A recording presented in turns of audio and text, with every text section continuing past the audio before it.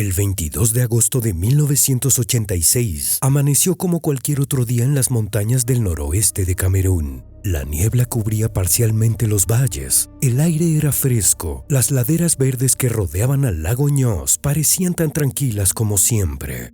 Desde la distancia nada permitía sospechar que durante la noche había ocurrido uno de los desastres más extraños jamás registrados. Durante las primeras horas del amanecer, habitantes de comunidades vecinas comenzaron a recorrer los caminos de la región como lo hacían habitualmente. Algunos se dirigían a los campos, otros transportaban ganado o mercancías entre las aldeas cercanas. Fue entonces cuando algo llamó su atención. Había demasiado silencio. No se escuchaban conversaciones, no se escuchaban animales, no se escuchaba el movimiento cotidiano que normalmente acompañaba el inicio de la jornada. Al principio pareció una coincidencia, pero a medida que avanzaban por los senderos, comenzó a aparecer algo mucho más inquietante. Cuando llegaron a las primeras viviendas, descubrieron que nadie respondía. Las puertas permanecían abiertas, los utensilios seguían donde habían sido dejados la noche anterior, la ropa colgaba en los mismos lugares, y junto a las casas había personas inmóviles. También las había en los caminos y dentro de algunas viviendas. Conforme avanzó la mañana, las noticias comenzaron a extenderse por la región. Lo que parecía un incidente aislado empezó a revelar una dimensión mucho mayor. Cada nueva aldea visitada mostraba escenas similares. Cada nuevo recorrido traía más preguntas. El desconcierto dio paso al miedo, porque nada parecía encajar. No había señales de incendio, no había rastros de tormenta, no había edificios derrumbados, no existían indicios visibles que explicaran lo que estaba ocurriendo. Las viviendas permanecían prácticamente intactas, las pertenencias seguían en su lugar. Era como si algo hubiera atravesado la región durante la noche sin dejar huellas evidentes. Antes del mediodía, las autoridades locales ya intentaban comprender la magnitud de la situación. Los informes llegaban fragmentados desde distintos puntos. La región era remota y las comunicaciones resultaban complicadas. Las cifras cambiaban constantemente. Cada actualización parecía empeorar la anterior. Mientras tanto, comenzaron a aparecer los primeros testimonios de supervivientes. Algunos recordaban haberse acostado con absoluta normalidad. Otros describían una sensación repentina de agotamiento antes de perder la conciencia. Varios despertaron horas después, rodeados por una quietud imposible de ignorar. A medida que avanzaban las labores de rescate, la magnitud del desastre empezó a hacerse evidente. Las aldeas de Ños, Cam, Cha y Subum estaban entre las más afectadas. Los primeros recuentos hablaban de cientos de víctimas. Después la cifra superó el millar. Con el paso de los días, las estimaciones situarían el total en aproximadamente 1,700 personas y varios miles de animales domésticos. Era una tragedia enorme y seguía sin existir una explicación convincente. Las primeras hipótesis aparecieron casi de inmediato. Algunos pensaron en una enfermedad desconocida, sospecharon de una contaminación química. También surgieron teorías relacionadas con la actividad volcánica de la región. Cada posibilidad parecía explicar una parte de lo ocurrido, pero ninguna lograba explicar el conjunto. Los investigadores que comenzaron a llegar desde distintas partes del país y del extranjero se encontraron ante una situación desconcertante. La vegetación seguía en pie, los caminos permanecían despejados, las viviendas mostraban daños mínimos y aún así, la afectación se extendía por varios kilómetros. Cuanto más analizaban el escenario, más evidente resultaba que estaban frente a algo extraordinario. Fue entonces cuando varios especialistas empezaron a fijarse en un detalle que hasta ese momento había pasado a segundo plano: la distribución geográfica de las aldeas afectadas. Los mapas revelaban un patrón. Las comunidades más afectadas se concentraban alrededor del lago Ños y en los valles cercanos. Las zonas elevadas parecían haber sufrido consecuencias menores, pero aquella observación no explicaba nada, solo señalaba una dirección. Por primera vez, todas las miradas comenzaron a dirigirse hacia el mismo lugar, el lago. A simple vista parecía completamente inofensivo, una extensión de agua tranquila ocupando el cráter de un antiguo volcán, nada más. Y sin embargo, conforme terminaba aquel día, todas las pistas conocidas parecían converger allí. Mientras los equipos de rescate intentaban comprender la magnitud de la tragedia, algunos habitantes comenzaban a despertar. Entre ellos, estaba Joseph. La noche anterior se había acostado como cualquier otra. No recordaba explosiones, ni temblores, ni ninguna señal de peligro. Cuando abrió los ojos a la mañana siguiente, sintió una debilidad intensa. Durante unos segundos creyó que estaba enfermo. Después miró a su alrededor. Los miembros de su familia no reaccionaban. Intentó despertarlos, pero no obtuvo respuesta. Salió de la vivienda buscando ayuda, y lo que encontró afuera resultó todavía más desconcertante. Los vecinos tampoco respondieron. La aldea parecía suspendida en el tiempo. Años después, Joseph seguiría describiendo aquella mañana como una experiencia difícil de explicar. Al salir de su vivienda, recorrió el camino principal de la aldea. Había cuerpos en el suelo, había animales caídos junto a las cercas, no había rastros de sangre, no había señales de lucha, no había nada que le dijera qué había ocurrido, solo silencio y cuerpos que parecían dormidos.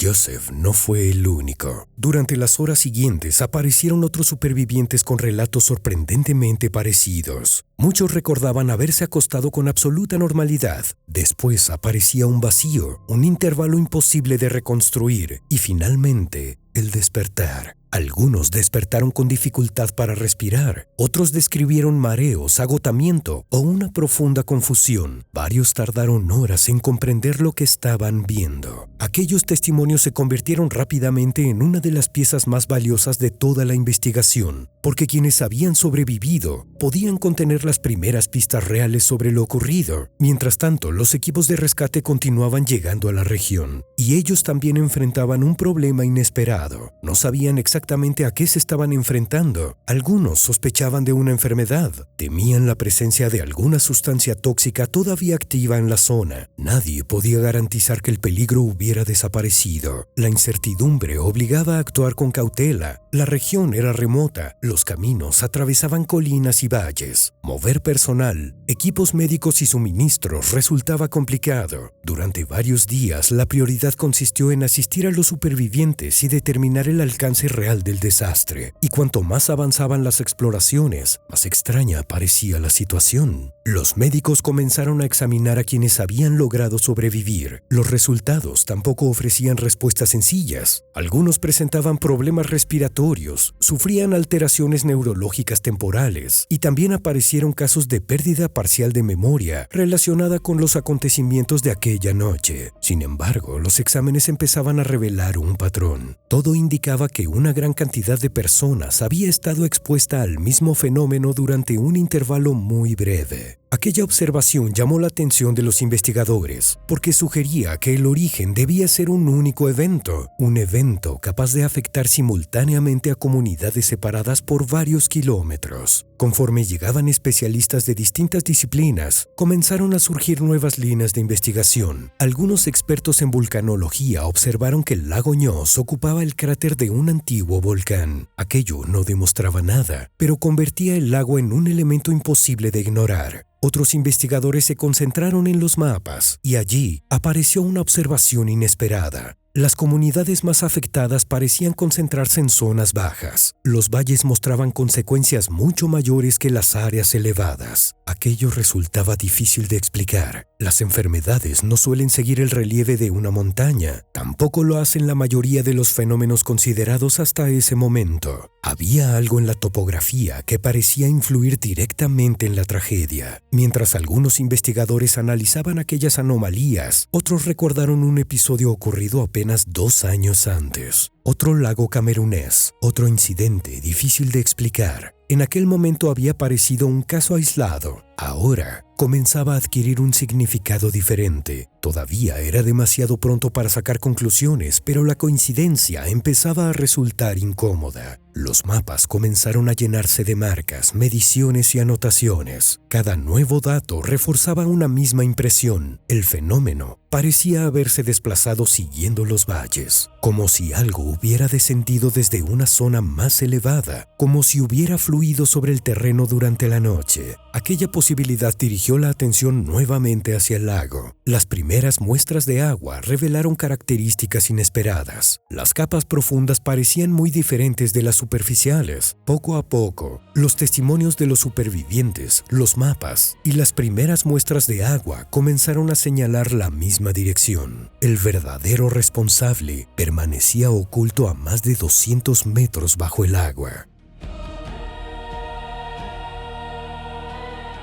Durante los días posteriores al desastre, las primeras muestras extraídas del lago comenzaron a revelar algo inesperado. Durante las primeras jornadas de investigación, los especialistas comenzaron a reconstruir el pasado geológico de la región. Mucho tiempo atrás, una explosión volcánica dejó una gran depresión que terminó llenándose de agua. Con el paso de los siglos, el paisaje se transformó, la vegetación cubrió las antiguas cicatrices y el lugar adquirió la apariencia de un lago común. A varios kilómetros bajo tierra, el magma continuaba liberando gases. Entre ellos se encontraba uno especialmente importante para esta historia, el dióxido de carbono. Ese gas ascendía lentamente a través de fracturas invisibles de la corteza terrestre. Finalmente llegaba al fondo del lago y allí comenzaba el verdadero problema. Las primeras mediciones revelaron concentraciones extraordinariamente elevadas de dióxido de carbono en las capas más profundas. El gas no había aparecido de repente. Llevaba años acumulándose, quizá décadas. Cada día llegaba una pequeña cantidad, al día siguiente llegaba otra y al día siguiente otra más. El lago actuaba como una gigantesca reserva natural donde el dióxido de carbono permanecía atrapado bajo presión. Cuando la mayoría de las personas piensa en dióxido de carbono, imagina un gas que se mezcla con el aire y desaparece. Lo que resulta menos conocido es que también puede disolverse en el agua, exactamente igual que ocurre dentro de una botella de bebida carbonatada. Mientras permanece cerrada, el gas continúa atrapado bajo presión. Cuando se abre, ese equilibrio desaparece y el gas escapa rápidamente hacia el exterior. Los investigadores comenzaron a sospechar que Ños había hecho algo parecido. Solo que no estaban observando una botella, estaban observando un lago entero. La presión ejercida por cientos de metros de agua había permitido que enormes cantidades de dióxido de carbono permanecieran disueltas en las profundidades. Eso explicaba por qué nadie había detectado nada extraño durante tantos años. Entonces, apareció la siguiente pregunta: ¿qué provocó su liberación? La respuesta sigue siendo objeto de debate incluso hoy. Algunos investigadores creen que un desplazamiento de tierra alteró el equilibrio de las capas profundas. Otros consideran posible una pequeña perturbación sísmica. También existe la posibilidad de que varios factores actuaran al mismo tiempo. Lo importante es que en algún momento de la noche del 21 de agosto de 1986, el equilibrio desapareció. Y una vez que desapareció, todo ocurrió con una rapidez extraordinaria. Los científicos creen que una masa de agua profunda comenzó a ascender hacia la superficie. Al hacerlo, la presión empezó a disminuir. Entonces aparecieron las primeras burbujas, después miles, después millones. Cada nueva burbuja modificaba las propiedades del agua que la rodeaba, la hacía más ligera, y cuanto más ligera se volvía, más rápido ascendía. Ese ascenso generaba nuevas burbujas. Las nuevas burbujas aceleraban todavía más el ascenso, y el proceso comenzó a alimentarse a sí mismo. Se había iniciado una reacción en cadena, y una vez puesta en marcha, resultaba prácticamente imposible detenerla. Las profundidades del lago comenzaron a liberar décadas de acumulación en cuestión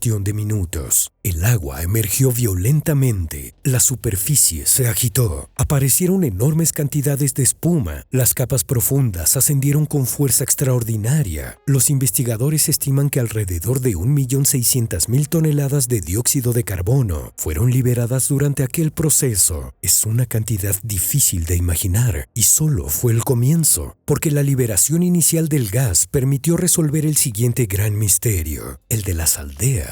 Las comunidades situadas en los valles registraban consecuencias mucho más severas que las ubicadas en terrenos elevados. El dióxido de carbono posee una característica fundamental: es más denso que el aire. en lugar de ascender, tiende a desplazarse hacia las zonas más bajas. Eso significa que tras escapar del lago, la enorme masa de gas comenzó a descender por las laderas que rodeaban a Ñós. Siguió los cauces naturales del terreno, entró en los valles, atravesó caminos, avanzó entre las aldeas y continuó desplazándose durante kilómetros, invisible, silenciosa, sin señales evidentes que permitieran identificarla. La nube no necesitaba moverse a gran velocidad. Su sola presencia alteraba profundamente la composición del aire. Ese descubrimiento permitió explicar numerosos detalles que parecían imposibles de comprender durante los primeros días. Explicaba por qué las viviendas seguían intactas. Explicaba por qué no existían señales de incendio o destrucción. Y explicaba por qué algunos supervivientes situados en lugares ligeramente más elevados lograron salir adelante mientras comunidades ubicadas unos metros más abajo resultaban afectadas con mucha mayor intensidad. Con el paso de las semanas, el fenómeno recibió un nombre que pronto aparecería en publicaciones científicas de todo el mundo: erupción límnica, un término prácticamente desconocido hasta entonces, un término utilizado para describir la liberación repentina de gases acumulados en las profundidades de un lago. El misterio de Ñós estaba finalmente resuelto. Hoy el viento sigue atravesando los valles y el lago conserva la misma apariencia tranquila que tenía antes de agosto de 1986. Nada en el paisaje permite imaginar lo que ocurre bajo esas aguas oscuras, un secreto geológico que permaneció oculto durante décadas, un secreto que una sola noche emergió desde las profundidades y que todavía hoy continúa siendo vigilado. Suscríbete y activa la campanita. Si te gustan las historias, mira este video y esta lista de reproducción. Yo soy Dan. Hasta la próxima.